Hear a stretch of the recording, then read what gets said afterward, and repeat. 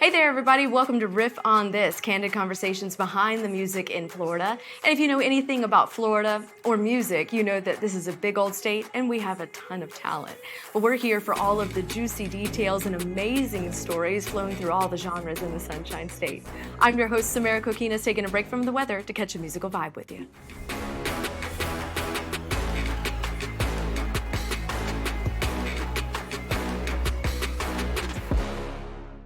The Grammys are a time to showcase musical artistry and talent, chock full of performances viewers look forward to every year. In 2022, Jon Batiste's performance of Freedom was full of feel-good energy. From the vibrant dancers, soulful lyrics, the colorful set, right down to the bright pink suits the band members wore. Pounding the keys of a piano on stage with him is my next guest, who I'm proud to say is more than an amazing musician, producer, and songwriter. He's a longtime friend of mine. Let's welcome David D1 Grant to the show. Welcome to the show, David. It is so great to finally have you here. I mean, it's been years and years and years, and we're not going to age ourselves, right? It's kind of hard not to, but for me, it's kind of hard not to. But yeah, it's been a great journey. So it's good to see you again. Good to be in our state. Yes, Florida. Our home state. Successful and, just good to be in the vibe again. Yeah, absolutely. And when you say back in our states, because both of us took a trip to Texas and now we're back. Yes. So it's wonderful always to be home. But we go back. We're talking high school. We're talking DeLand High School, Volusia County. DHS. Yes. Shout go out Bulldogs. Green and gold. Always and forever. But high school, I didn't know you as D1 like everybody knows you now. It was Dabo. Yeah. Right. If you're from DeLand, you probably know me as Dabo. But through my aspirations of wanting to be a producer, so when I left high school, it's like, you can't go around calling yourself Dabo. All the producers had cool names and all that. So as I went to Full Sail and started doing classes, and we started learning about marketing and how to market yourself, I thought it would be cool to give myself, a brand. So I kind of just branded myself as D1, and it stuck. So where did you come up with the name, though? Actually, out of high school, I always played football. So I had a Division II scholarship to play football, but I chose, that wasn't my route, The short legs kind of, the short legs to keep me from playing football as a career. But music was always my passion. It was never football. So it was always a passion to go Division I, because that's the highest level that you can ever do. So D1 is like, that's, kept me in the football mind state of being competitive and going after the top seat. So that's where it came from. That's a cool story. It was no deep story. It was nothing. That's what it came from. No, but that's a great story, though. I mean, when you think about it, you had some thought behind it, and you're like, listen, what's it? My mentality here when it comes to how I'm going to market myself as a professional. I mean, that's brilliant. I love it. So. You had the Neptunes. Then you had Dark Child. Look at all these cool names. Everybody got a cool name. Mm-hmm. So, that's where it came from. And it's hard sometimes to pick a name. When I was trying to select a name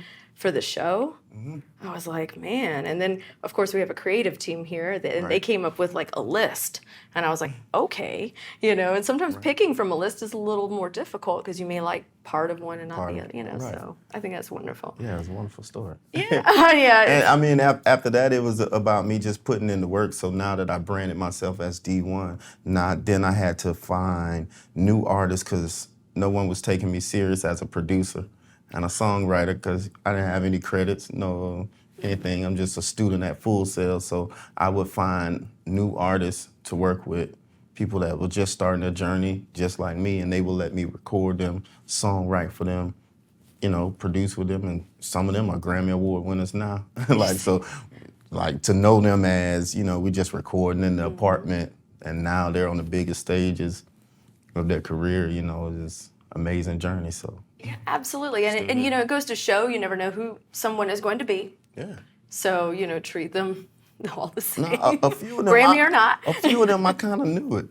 I kind of knew they were just that talented. It's like, when you're talented, it's only a matter of time before, the sun shines in your favor. It's only a matter of time. Like, all you have to do is not quit. That's your only job. Yeah. Just don't quit. It's gonna happen. It will If happen. you're that talented, it will happen. So what was your earliest memory of music? Because I know that you started, really young in church. Yeah, my earliest memory of music was actually playing at my dad's church, who's a bishop, and that's my passion for music. And in ninth grade, my guidance counselor asked us what we wanted to do with our life, and I said, I want to be like Quincy Jones. I wanted to be a producer, so I kind of just dove all into the role of a producer, what they do, how do they do it. That's when the inspiration to be a producer and a songwriter started for me around ninth grade. Wow. But of course, coming from DeLand, I don't really think we had a lot of help in becoming a producer, like a lot of people that you can just go to, like, Right. opposed to if we was in a big city like New York, I probably could have went anywhere and be like, but coming from DeLand, I had to do my own research. So that's what led me to Full Sail. And it's one of those things too. Networking is a major key in the industry, and it can be difficult when you come from a small town. I mean, small town. DeLand's growing. Yeah. It's growing, but But at that time, definitely small town. it was definitely a small town feel to it. So you're right. You couldn't just drive down the street to Full Sail and just meet a whole bunch of people, or you couldn't just go to the quote unquote club scene Right. and network your way while kind of being out and about and getting your face known. Right. And that's how you run into people a lot of times too. And you find out by asking questions, and that can be difficult when you come from such a small place in Volusia County. Yeah, I kind of appreciate the small town of DeLand and my upbringing because I had the character that once I learned how to network in college at Full Sail, they taught us how to network, the words to say when you're meeting someone new. So I literally learned how to network, paired that up with my good upbringing, my spiritual upbringing. I was raised in a two-parent home, so I had both my parents, both spiritual, good character. We come from a city that has good character. Our teachers always taught us, yes, ma'am, no, ma'am. That's Open right. the door, please, thank you. They sure did. From a small town, we believe in that kind of stuff. So pairing that up with networking, just, Yeah. yeah. Well, I mean, you're right Doors about open. doors do open, and I mean, it really did start, in not just to mention, elementary and middle school, but for high school for us. I mean, we were both part of the Rainbow Push Coalition, along with your sister Shamika. She's a really good friend of mine as well. Yes. We've been friends for years, but her and I, we used to step together. I mean, there's all these memories. And when we used to go down to the center and feed people at Thanksgiving, that's a really good memory I have from just a group of people. So you're right about the values and still very young. Yeah. Play a major role in how you are. The core values played a major role in my career in the places I've been. Absolutely. A major role. A major role. So. Well, let's see. When did you notice things really started to kind of get moving for you? I mean, was it after Full Sail or? Yeah, it was after Full Sail. My first major gig that I was able to do was with the Ohio Players, Sugarfoot's Ohio Players, through a friend of mine, Trey Pierce, who's a Grammy Award-winning bassist for the Blind Boys of Alabama. He took me under his wing and gave me an opportunity to tour on a big stage for the first time in my career. Later on, his friend, music director Joey Williams with the Blind Boys of Alabama actually gave me a call, so I got a chance to tour with the Blind Boys of Alabama, and it just thing after thing. As a songwriter and producer, I worked with VH1, the show Love and Hip Hop. I was a part of season 1, season 2, season 3. Okay, I didn't know that. Wait a minute. And that's when I figured out, wait, I might be all right as a producer. Yeah, I would say so. So what was it like being on the set of Love and Hip Well, Hop? I actually worked on the music side, just working with the artists. I did 2 songs with Erica Mena and 1 song with Olivia.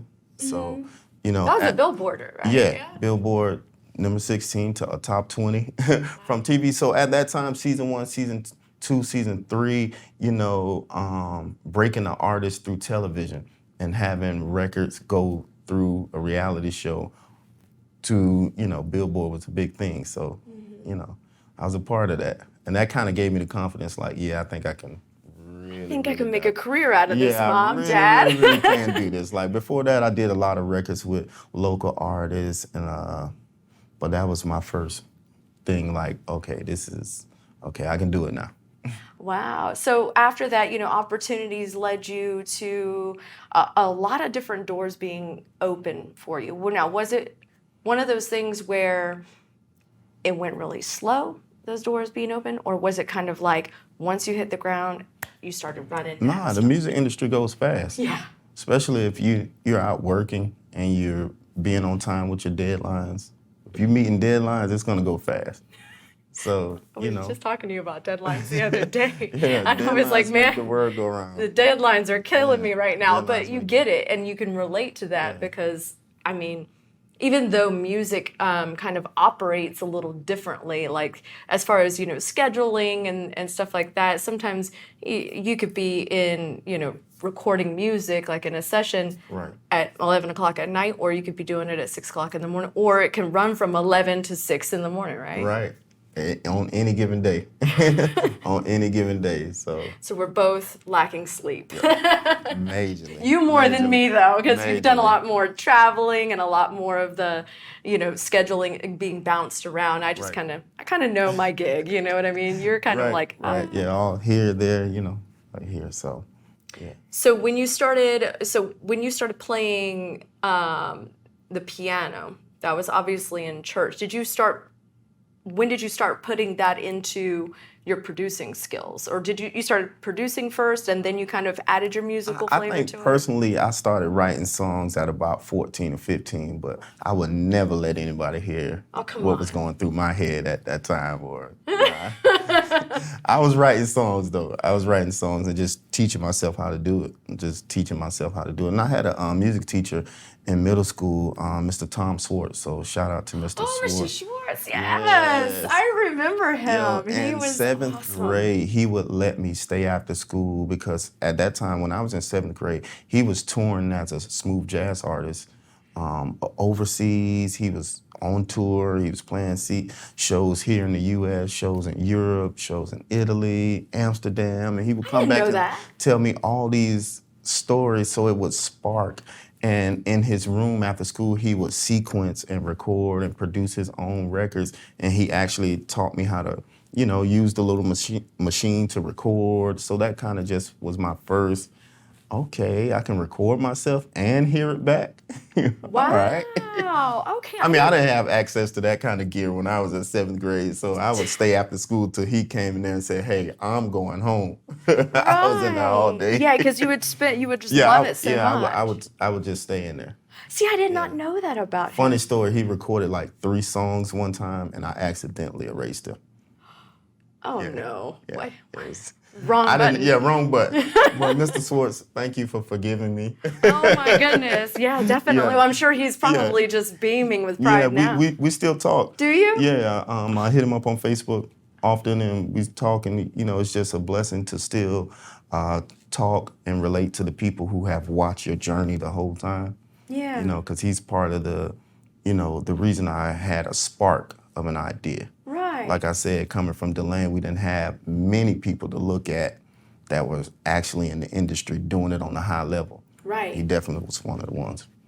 Oh wow. See, the more you know. The more you know. That's riff on this. The more, We get these the are the scoop. real These, stories. the See, I did stories not we know don't that. talk about. But it makes sense now because when you looked at him, he was kind of very slim and tall, and you could definitely tell he had that. Yeah. That He's just amazing on saxophone too. I remember hearing him in high school play saxophone once, and like my jaw just dropped. Oh, but other than that, I did not know it was extended. In, Oh yeah. You know. Oh yeah. In 7th grade, we had a whole jazz band that I started, and the name of the band was Dent, D-E-N-T, and it stood for Dent. My 4 friends, Davian, Naeem, Evan played guitar, and Terrell or Davian and Darby. We all would play at lunchtime, open the band doors, and we would set up, and we would play. I was playing saxophone at that time, though. Wow. So you started out in Saxophone. band on in saxophone. Band on saxophone.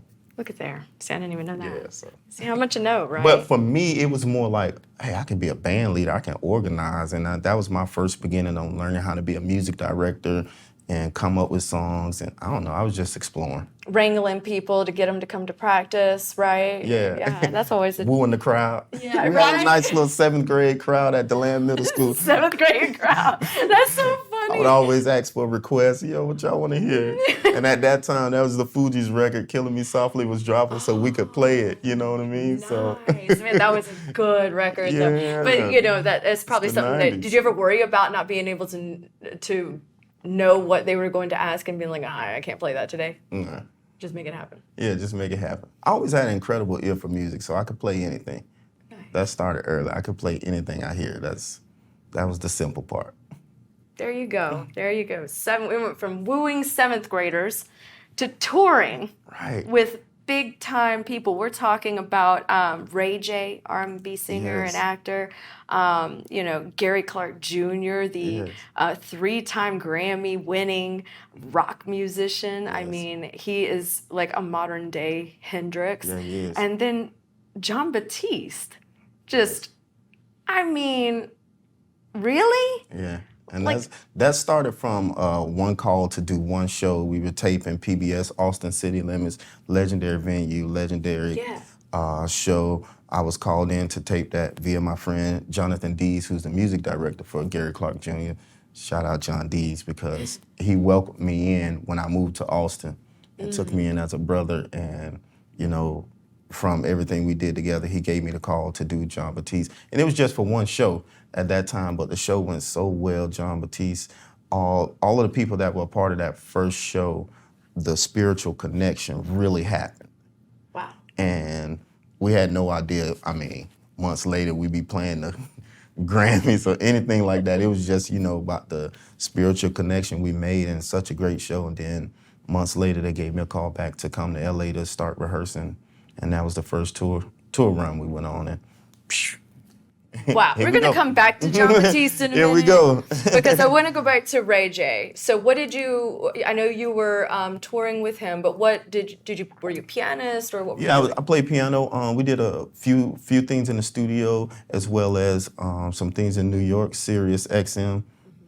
We did a live show at Sirius XM with Ray J. It was a really nice show. So he was a pleasure to work with as well. Nice. And then you went from there to Gary Clark Jr., right? Yep. Well, a lot of stuff in between. A lot of Oh, okay. stuff I'm in sorry. I don't. between. I ain't gonna try to remember it all. Do not do We that. could go through your whole catalog, nah, sir. We're not doing that. But yeah, pretty much the last leg of the DeLand tour ending at ACL Festival in Austin. And if you're from Austin or anything about Texas, ACL is the Super Bowl of festivals in this country. Yeah, that and what, South by Southwest, Yeah, right? South by Southwest, another big one.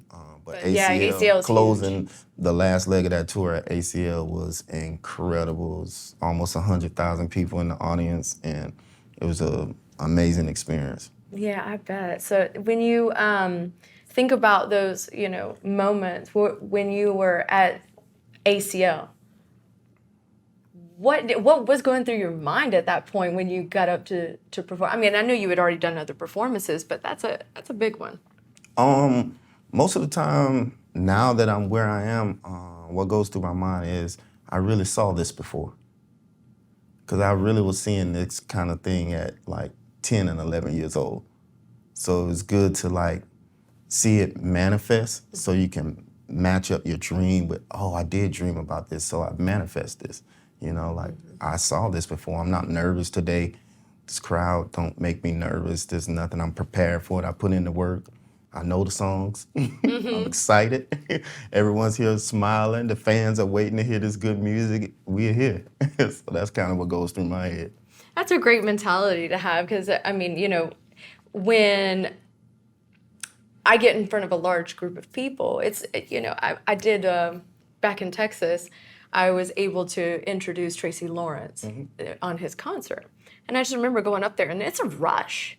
It's a rush to have to speak out there in front of all those people, but to play an instrument, oh man, I don't think I could do that. Yeah, I think the most nervous you get playing an instrument is like when it's your turn to start a song. Oh. You know? Spotlight on me. I think that's the most nervous because you want to do it right. But, you know, Right. when you're with a band, you guys are friends and you rehearse, it's like, yeah, I'm going to do this right for you. Don't worry, I got you. It don't matter. If you bought a ticket to this show and you've been feeling bad, you might have had a loss in your family, you might be depressed today, whatever reason you need to smile today, as a musician on stage for a paying fan, it's my job to make this day complete for you. And guess what?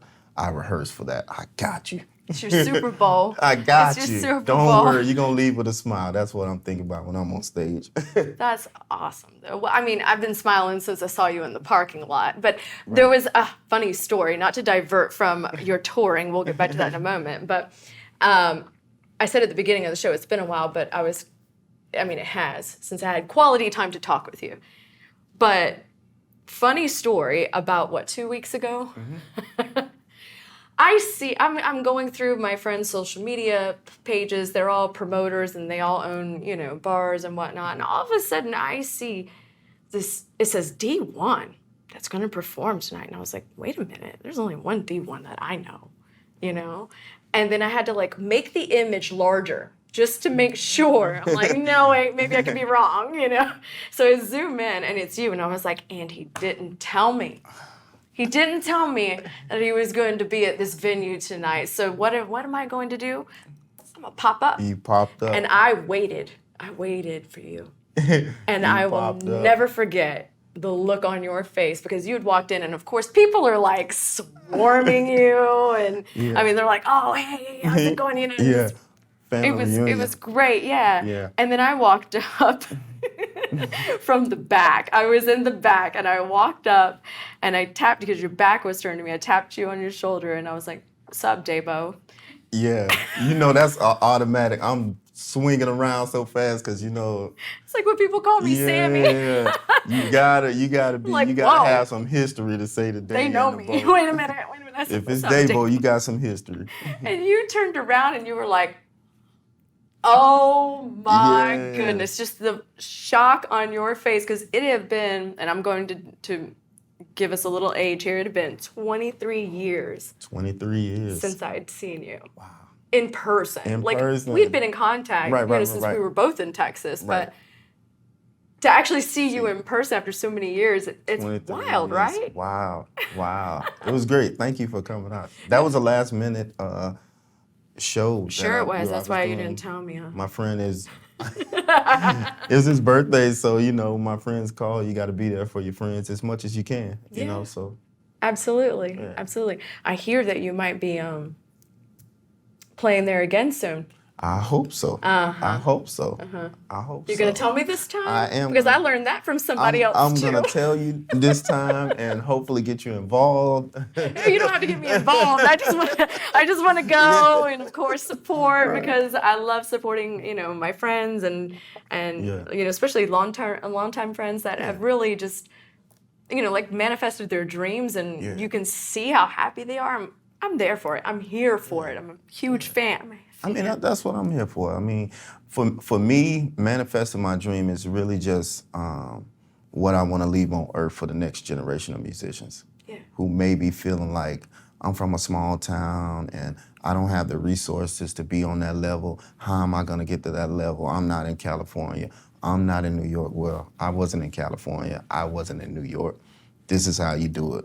That's right. Open doors, never walk over trash. Please, thank you. Yes, ma'am. No, ma'am. That's right. That's how you do it. And Just when always somebody ma'ams me now, I'm like, wait a minute, that's my mom. just being polite. It is. And, It's a just Southern being thing. polite, be there for your friends, and meet deadlines, and really work hard. And respect the work. Yeah, Respect really the work work. hard. All right, so we're going to go back to your whole Jon Batiste experience because, this was wild. When I saw your Instagram that you were going to be performing at the Grammys, I cannot tell you the pride that I had and the happiness I had for you and I was just like, seriously? Yes. What was, of course you went on to do that show, but man, prepping for that show had to have been an experience mentally as well as physically for you. Yes, well, fortunately we work with one of the best creative directors in the world, Jamel McWilliams, and his approach to performance is so spiritual and it's so centered. And the way he prepares us for the biggest opportunity keeps us humble through the whole week. So he instills in us that it's not about you. It's not about you getting here. It's about what you got to do while you're here for somebody else that's here. That's a good mindset to have. It's not about you. We're here for a purpose, and that purpose is to spread love. So the whole week of rehearsal, we're talking about spreading love. We're doing focus groups. We're partnering up and talking to one another about what you're going through. We're telling testimonies of depression and how you're coming out of that. Because for artists in entertainment, I mean, I know this is a side note, but this is a time period where people have to understand the mental pressure that's on an artist or entertainer that performs at the highest level. So to be a part of a creative team that really understood that enabled us to give one of the, in my opinion, one of the best Grammy performances in years. Listen, in my it was opinion. wild. Yeah. It was so beautiful. I mean, I said it in the beginning, the vibrant colors, all of the dancers, Yes. the amazing outfits. Yes, I mean, and- you had on bright pink suit. Yeah, shout out to Dolce & Gabbana. Well, let's see. Custom. Not everybody gets to say that. I'm just going to shout out Dolce & Gabbana real quick. Yeah, custom wardrobe they did along with Jamel for us, and just shout out to Jon Batiste because his spirit just, man, it's so humble. It's almost like you have to perform because his spirit is so humble. Like he gives so much love to his team and to, you know, us as entertainers. Along with him, he really approaches it like it's a team effort, and it shows. It shows. Yeah, no, it really does. I mean, his smile is so gentle and genuine anyway. When Yes. you see him performing, you're just like, wow, you can't help but to be He happy. can't help. Yeah, and You that's really can't. really him. That's really, really him. Which is another great reason I love getting a chance to work with him during this season. Yeah. So after you, okay, I'm gonna stay on the Grammys for a minute, just because I mean this was huge for you. Very. I mean, a huge, great, biggest wonderful opportunity of my life. Biggest opportunity of my life.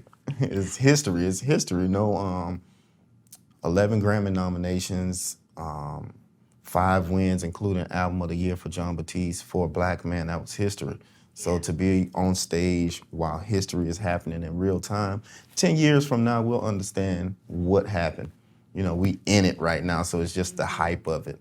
But 10 years from now, we'll understand what really happened that night. Yeah. I mean, I love the thought process that you have behind that, because you're right. You're still in that mindset of, oh, hey, how is my legacy? What am I leaving for the future? And that's a really good point to make. Yeah. You know, when you're making those moments, it's easy to get lost in it all, because I'm sure, you know, just living through that is just epic and memorable for you. Oh yeah, it is. Sometimes when I look, you know, at photos and things like that, Rolling Stone magazine, Vanity Fair, all of these major publications, I'm like, wow, my picture's really there with a real living legend. Mm-hmm. So when you look back on pictures of the Funk Brothers and what they did at Motown, real living legends, we understand it now. You'd be like, oh, you have to look back. So I'm just waiting for the opportunity to come to look back. Yeah. You know. Well, you know, that night, you know, every time I Google a photo of it, you know, because I do, I can immediately spot you. Right. You have on the shades, you have on the pink suit, and you have a pink piano in front of you. Shout out to Rose with the custom piano, the custom Fender Rose, which is a instrument that is long associated with soul. So to be playing that legendary instrument on stage with pop soul artists was like, okay, that's history. Wait, I know Jon Batiste won a Grammy for his score in the movie Soul. Soul. Let me tell you something. Is it Nobody prepared me for that movie. Wow, yeah, Nobody that's prepared me. No, for real. It's when I say I boo-hoo cried, I don't cry easily, but I boo-hoo cried in that movie. Yeah. The script and just the movie and what it represents Yeah. You know. It's so deep to be a children's movie, you know. I Yeah. think they started making, you know, Yeah, you for started Disney to take that leap into, really, combining really adults and children, it's to go mentality there. and their feelings, and it Yeah. evokes so much emotion. Yeah, and they picked the perfect person to score it Yeah. because they were able to just infuse it with jazz, which is a genre of music that will always be around. Yeah, it's Always be around. it's a standard. I Yeah. mean, it's just, you know, when at Christmas time, when Yeah. people they love to listen to jazz at Christmas, and I'm like, you should listen to it other times of the year too. Yeah. It's pretty Yeah, dope. it's always around. It's Yeah. always around. Right. But yeah, that movie, nobody prepared me mentally for that. I just happened to sit down on the couch as my grandson was sitting there watching this movie with his dad. And I sat there and I was like, I mean, for the listeners out there, I mean, I had the most studious look on my face. And it went from studious, like really focused in that moment, to just tears. Just Yeah. I think my first time watching it, I had the similar reaction. I can't say I was. The You were tears boo-hoo flowing. crying. Yeah, I Yeah, don't you know were. if the tears were flowing. And if they were were, rolling down I'm the not sides gonna of my say it. face. It was, you But, know. yeah, it was definitely a reaction as, wow, it's okay to take a movie that far Yeah. and infuse it with jazz and soul. And, it was a great movie. Yeah, it was a great movie. I mean, Disney's been doing that for years, but the way that they do it now just really, and I don't know if it just is because of my age. and you know, you live life and things hit you a little differently throughout the years, but man, that one really hit home for me. So, what was the reaction like back home after your Grammy performance? Oh, man. Well, first and foremost, I was honored to represent my parents. Yeah. And for them to still be here to see that manifest. Because I know from the first time me telling them I wanted to be a musician, I want to be a producer, you have all of these goals. Well, the Grammys is the goal of every musician and producer, and if it's not, then it's the highest level. So for them to experience that, I FaceTime my mom immediately afterwards so she can see Lady Gaga in the hallway. Mom, forget about me. Your mother wanted to see you. Her reaction, who is that? Who is it? No. My mom don't know who Lady Come Gaga. on. So A lot of people don't- that's the genuine thing about it. Like my That's parents wonderful. are like not in the pop industry, don't know nothing about it. They just love everybody and they just proud of everybody in the music industry. So it's kind of cool. I'll be FaceTiming and showing my mom different stars and she's like, who is that? Who is that? That's a genuine reaction. So I was happy to be able to FaceTime her immediately following our performance so she can feel that and be a part of that. Yeah. Yeah. Do you remember what she said to you? Or your dad, maybe? Yeah, they pretty much say the same thing after, every big show I do. So, hey, we're proud of you. But see, we're proud of you. Those words right there. I mean, Yeah. that's almost like, that's just instant gratification. Yeah, before the Grammys, I was nominated for a Dove Award. So, I remember that too. having the chance to take my parents to the Dove Awards meant a lot. So I was able to see my mom in a nice gown, my dad in a tuxedo, walk the red carpet at the Dove Awards. Spiffy. Holding hands. And I remember my mom and dad holding hands on the streets of DeLand. So to see them holding hands on a red carpet, just like, man, because how else would they walk a red carpet? Right. You know what I mean? Like, Right. my dad ain't looking for a red carpet to walk. He's saving souls and saving lives. So for him to take a break from that to see his son be nominated for, one of music's top awards in Christian and gospel music. So I was happy for them to be a part of that. Wow. I know Okay, it would have so- been a pull to get them to the Grammys. Yeah. But the Dove Awards, the Christian The Awards, Dove they was Awards, there. That's an amazing Oh accomplishment. yeah, that's the as well. highest level in Christian and gospel music you can do. And that's The more Dove of their Awards, yeah. vibe too. Yeah, That's- they enjoyed it. They enjoyed that. Mom just wanted to see CeCe Winans, so she got to see CeCe Winans up close and personal, and her night was made. There you go. I mean, Yeah. when you were describing how your parents are walking down and then comparing that to the streets of DeLand, like, okay, don't get soul on me and make me cry on my own show because I got a little That's teary-eyed deep. from It took a is long deep. time to get there. I've been through a whole lot to get there. And the things I don't talk about is the fact that I went through a divorce, the fact that I went through a major depression, the things that led me to moving to Texas, to what I just one day said. Remember calling my mom, going through this mental battle. And, you know, in the last couple of years, it's been made popular, but it's not really, in the years past, the most popular thing to do, to be going, have people have patience with you while you're going through mental depression. And a lot of people don't talk about their problems. We're taught, especially not producers, entertainers. We shut it out, close it up, and keep going. So from our era, which is the 80s and 90s, so, it was either major depression or head out, and I chose to get on a flight and head out. And when I got to Texas, it was so much love.